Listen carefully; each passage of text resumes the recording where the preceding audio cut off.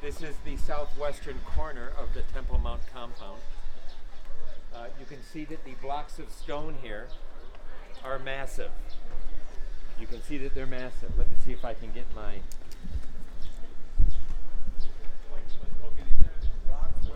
It's looking weak. It runs out of batteries like crazy. Looking a little weak. I should have put some more in. Anyway, you see the stones here. Massive stones. You see that they have borders around them, margins.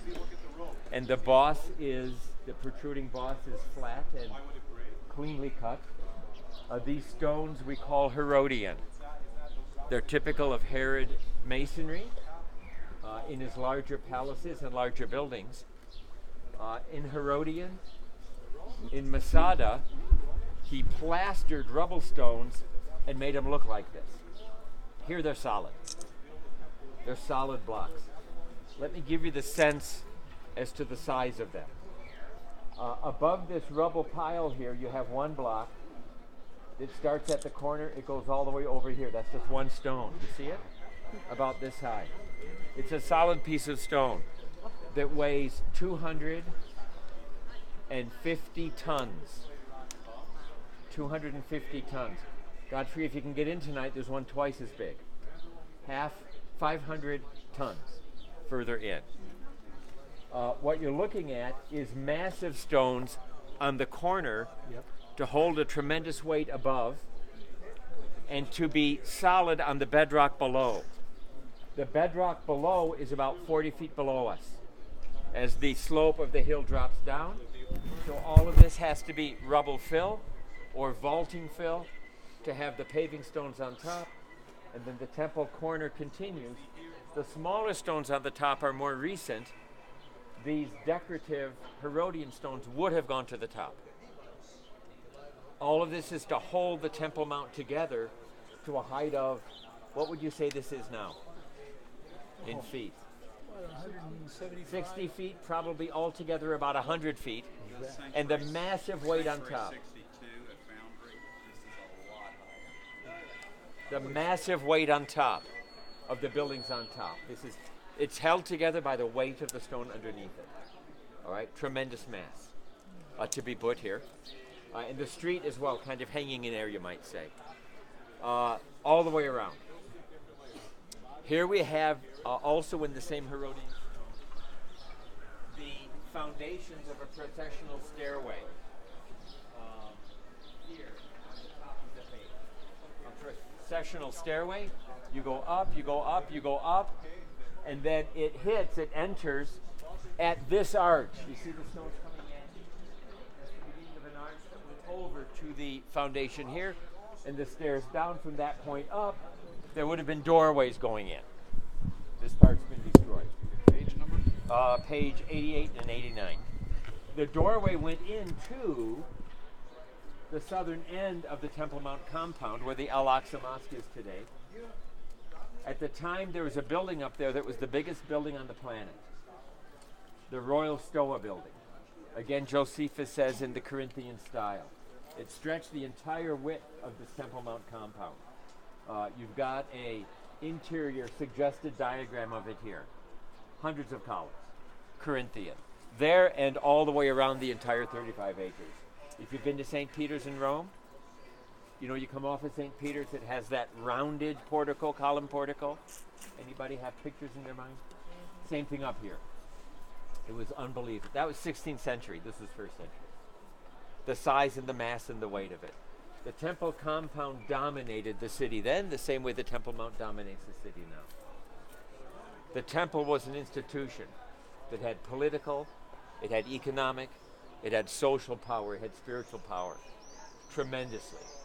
Very, very wealthy institution. Every city had a temple. It may or may not have been to Yahweh, right? But very, very powerful institution up top.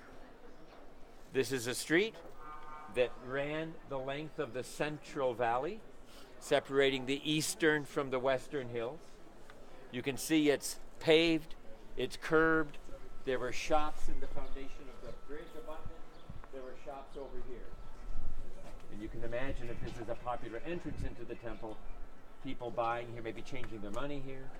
maybe buying their animals for sacrifice, maybe falafel and water bottle to make it through the day.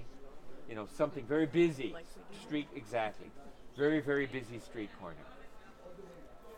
The shekel that you paid your temple tax with had to be a certain kind of a coin. It was minted in Tyre. It had the picture of the Phoenician god Melkart on it. But it was deemed appropriate because the quality of silver was very high. So by changing your money to that, the rabbis overlooked the image of the pagan deity because the coinage itself was very valuable, the quality of silver inside. You see what we do to make it work? You give a little, you take a little, right? And the system works pretty well. Now, we always talk about this being Herodian. Yeah? We do. We always talk about this being Herodian.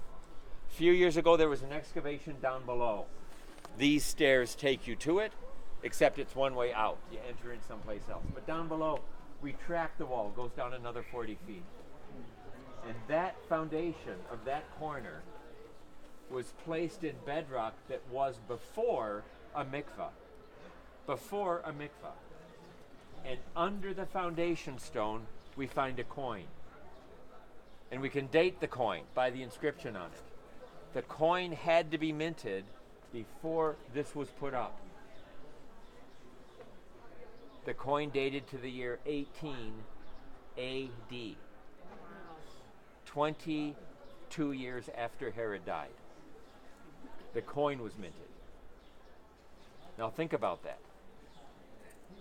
What after the year 18, this started to be built.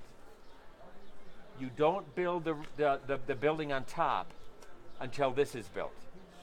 The building on top was the bank of the city, the royal stoa, also where there are money changers' temples within the courtyard, the precinct of the temple. When Jesus did this, when Jesus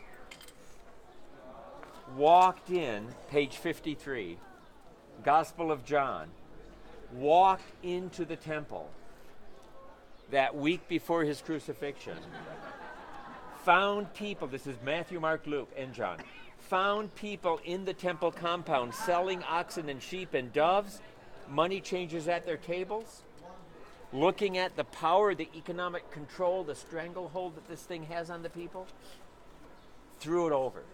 He said, this is not the place. When he walked into that building, look, the foundation isn't laid until the year 18. He's walking in there in the year 30. This building is absolutely, it smells like a new car. This is a brand new thing.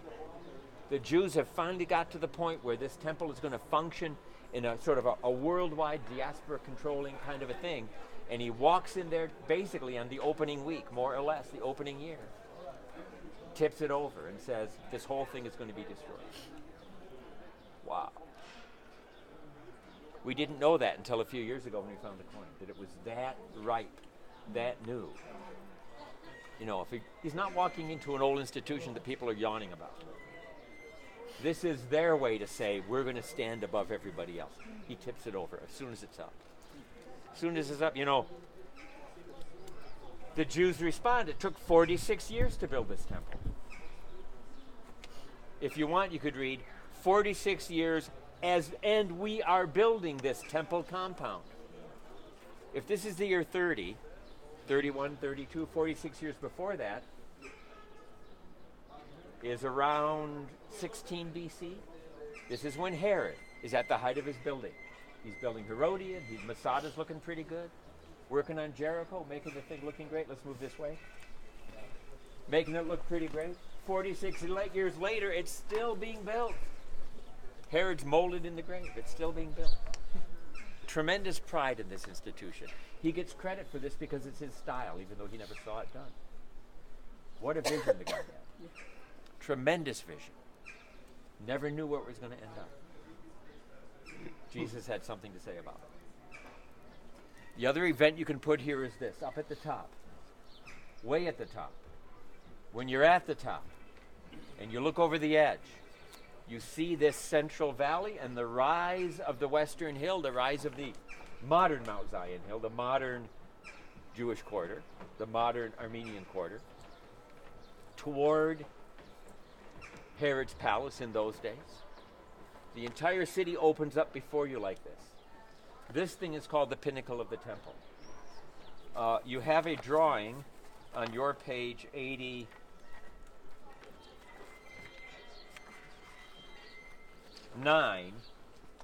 that shows a priest up there blowing the trumpet. All right? A silver trumpet up there to announce holy time. People are used to seeing that. There's a stone that we found. It's in the museum. Anybody maybe saw it yesterday in the archaeology wing, New Testament period? Piece of stone like this. It's written in Hebrew. It says, the place where the trumpet is blown. The place of the trumpeting. Up top. We know that was the spot.